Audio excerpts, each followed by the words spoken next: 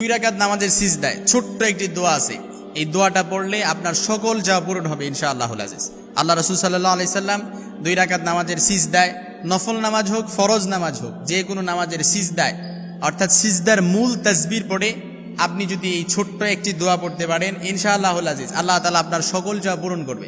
আমরা তো ভাবি যে সিজদায় অর্থাৎ নফল নামাজের সিজদায় হোক ফরজ নামাজের সিজদায় হোক, সিজদার তাসবিহ পড়ার পরে মনে হয় আর অন্য কোনো তাসবিহ পড়া যায় না। এরকম অনেক ফোন আসছে, বলে যে হুজুর সিজদায় কি ফরজ নামাজের সিজদায় কি পড়া যাবে? এই জন্য তাদের জন্য কথা হচ্ছে, আপনি যদি সিজদার তাসবিহ পড়ার পর আপনার মনের যত আশা আকাঙ্ক্ষাগুলো আছে আল্লাহ তাআলার কাছে পেশ করেন, কোনো সমস্যা নেই, পেশ করতে পারবেন ইনশাআল্লাহ। এই জন্য যে আমলটি রাসূল সাল্লাল্লাহু আলাইহি সাল্লাম সিজদায় পড়তেন, রাসূল সাল্লাল্লাহু আলাইহি সাল্লাম শিক্ষা দিয়েছেন। কারণ যখন একজন মানুষ সিজদা করে তখন তার 7টি অঙ্গ সিজদা করে। একটা মানুষ যখন সিজদা করে তার 7টি অঙ্গ সিজদা করে। একবার দেখেন আপনি সিজদা কিভাবে করে, তার মুখ, তার 2 হাত, 2 হাঁটু, 2 পা, একদম এটা সহিহ মুসলিমের বর্ণনা এসেছে। সহিহ মুসলিমের ন্যারেশন হচ্ছে, একটা মানুষ সিজদা করলে তার 7টি অঙ্গ সিজদা করে। তার মুখ সিজদা করে, তার কপাল সিজদা করে, তার 2 হাত সিজদা করে, 2 পা সিজদা করে, এভাবে 7টি অঙ্গ সিজদা করে। সিজদার মাধ্যমে যখন কোনো ব্যক্তি তার সবচেয়ে দামি অঙ্গগুলো, তার মুখ, তার কপাল, তার 2 হাত, তার 2 পা, দামি অঙ্গগুলো, যে একটি অঙ্গ না থাকলে লোকটা অচল হয়ে যায়, চলতে পারে না, এই দামি অঙ্গগুলো দিয়ে যখন সে সিজদা করে আল্লাহর কাছে একেবারে কায়মানুবাক্যে সিজদায় লুটিয়ে পড়ে জমিনের মধ্যে আল্লাহর কাছে নত হয়। এভাবে সিজদা করার পরে সে যখন সিজদার তাসবিহ পড়ার পরে আল্লাহর কাছে যদি চায় কোনো এই দোয়াটা পড়তে পারে, এই দোয়াটা পড়ার মাধ্যমে ইনশাআল্লাহুল আজিজ আল্লাহ তাআলা তার মনের সকল আশা চাওয়া পূরণ করবে। আমরা সবাই পারি সিজদার মধ্যে, অর্থাৎ এই দোয়াটা আমরা সবাই পারি। যে দোয়াটা আমি আপনাদেরকে বলবো, এই দোয়াটা আমরা সবাই পারি। হযরত সাওবান রাদিয়াল্লাহু তাআলা আনহু বলেছেন, আমি রাসূল সাল্লাল্লাহু আলাইহি সাল্লামকে বলতে শুনেছি, নামাজে বেশি বেশি করে সিজদা আদায় করো, কেননা প্রতি সিজদার জন্য আল্লাহ তাআলা তার সম্মান 100 গুণ বাড়িয়ে দেন এবং একটি পাপ ক্ষমা করে দেন আল্লাহ তাআলা তাকে। এটা কিন্তু সহিহ মুসলিমের নির্দেশন। এজন্য সিজদায় যান, আল্লাহ তাআলার কাছে ক্ষমা চান।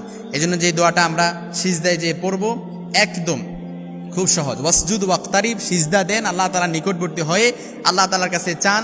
এই দোয়াটা ইনশাআল্লাহুল আজিজ সিজদারত অবস্থায় বান্দা যদি আল্লাহর কাছে এই দোয়াটা পড়তে পারে, আল্লাহ তাআলা তার যত রকমের পেরেশানি আছে, যত রকমের যা কিছু সে আল্লাহর কাছে চাক না কেন, তার সকল চাওয়া আশাগুলো আল্লাহ তাআলা ইনশাআল্লাহুল আজিজ পূরণ করবে। হযরত আয়েশা রাদিয়াল্লাহু তাআলা আনহা থেকে বর্ণিত, আল্লাহ রাসূল সাল্লাল্লাহু আলাইহি সাল্লাম, হাদিসটি বুখারী মুসলিমের মধ্যে এসেছে, বুখারী মুসলিমের ন্যারেশন, আল্লাহর হাবিব সাল্লাল্লাহু আলাইহি সাল্লাম বলেন, অর্থাৎ আল্লাহর হাবিব সাল্লাল্লাহু আলাইহি সাল্লাম রুকু সিজদায় কখনো কখনো মূল তাসবিহ পড়ার পরে এই দোয়াটা পড়তেন।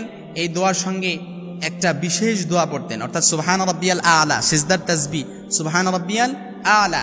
এই সুবহান রাব্বিয়াল আলা এই তাসবিহটা পড়ার পরে আল্লাহর হাবিব সাল্লাল্লাহু আলাইহি সাল্লাম একটা বিশেষ দোয়া পড়তেন, সেটা হচ্ছে সুবহানাকাল্লাহুম্মা রাব্বানা ওয়া বিহামদিকা আল্লাহুম্মা গফিরলি। আয় আল্লাহ, আমি আপনার প্রশংসা, আপনি আমাদের প্রভু, আপনার প্রশংসা আমি জ্ঞাপন করতেছি। আল্লাহুম্মা গফিরলি, আয় আল্লাহ আপনি আমাকে ক্ষমা করে দেন, আপনি আমাকে মাফ করে দেন, আমি আপনার প্রতি রিপেন্টেন্স অনুতপ্ত হচ্ছি, আল্লাহ আপনি আমাকে ক্ষমা করে দেন। এজন্য এই দোয়াটা পড়ে আপনি যখন আল্লাহর কাছে চাইবেন, আল্লাহর কাছে চাইলেন যা কিছু চান না কেন, এই ক্ষমা প্রার্থনার দোয়া করে আল্লাহ তাআলার কাছে যা কিছু চান না কেন, আল্লাহ আমার অভাব অনটন দূর হয় না, আল্লাহ অভাব অনটন দূর করে দেন। সংসারের পেরেশানি দূর হয় না, আল্লাহ সংসারের পেরেশানি দূর করে দেন। আল্লাহ বিপদ দূর হয় না, বিপদ দূর করে দেন। আল্লাহ অভাব দূর হয় না, অভাব দূর করে দেন। আল্লাহ পরিবারের মধ্যে একটার পর একটা অশান্তি লেগে থাকে, সব কিছু দূর করে দেন। আল্লাহ সন্তান অসুস্থ, আল্লাহ সন্তানকে ভালো করে দেন। আল্লাহ বিবি অসুস্থ, বিবিকে ভালো করে দেন। মা অসুস্থ, মাকে ভালো করে দেন। আল্লাহ আমার ব্যবসায় বারাকা হয় না, ব্যবসার মধ্যে বারাকা নাজিল করেন। আল্লাহ ফসলে বরকত হয় না, ফসলে বরকত দিয়ে দেন। আল্লাহ আমি মামলা মোকদ্দমায় জড়িয়ে গিয়েছি, আল্লাহ মামলা মোকদ্দমা আমাকে দুর্বৃত করে দেন। এই সব কিছু যখন হাত পেতে আল্লাহর কাছে চাইবেন, সিজদার মধ্যে চাওয়ার পরে, নামাজ শেষ করে যখন হাত পেতে ইস্তেগফার পরে কয়েকবার আল্লাহর কাছে চাইবেন, এই দোয়া আল্লাহ তাআলা কখনো ফিরিয়ে দেয় না ইনশাআল্লাহুল আজিজ। এই জন্য সিজদায় যান, যে এই দোয়াটা পড়েন আল্লাহুম্মা, এই দোয়াটা পড়েন সুবহানাকাল্লাহুম্মা রাব্বানা ওয়া বিহামদিকা আল্লাহুম্মা গফিরলি। আল্লাহ আমি আপনার পবিত্রতা ঘোষণা করছি, আপনার প্রশংসা ঘোষণা করছি, আল্লাহ আপনি ক্ষমাশীল, আপনি আমাকে ক্ষমা করে দেন। এটা পড়ে যখন আল্লাহর কাছে চাইবেন ইনশাআল্লাহুল আজিজ আল্লাহ তাআলা আপনার চাওয়াটা পূরণ করে দেবে। এই জন্য 2 রাকাত নামাজের সিজদায়, মনে রাখবেন কিন্তু 2 রাকাত নামাজের সিজদায়, 2 রাকাত নামাজের সিজদায়, নফল নামাজ হোক ফরজ নামাজ হোক, সিজদার মূল তাসবিহ পড়ার পরে যেহেতু আল্লাহ রাসূল সাল্লাল্লাহু আলাইহি সাল্লাম এই আমলটা করেছেন, সহিহ বুখারী মুসলিমের বর্ণনায় আয়েশা রাদিয়াল্লাহু তাআলা আনহা থেকে বর্ণিত হাদিস এসেছে। এজন্য আমরা যদি করতে পারি একেবারে ইনশাআল্লাহুল আজিজ আমাদের সকল চাওয়া আশা আল্লাহ তাআলা কবুল করবে।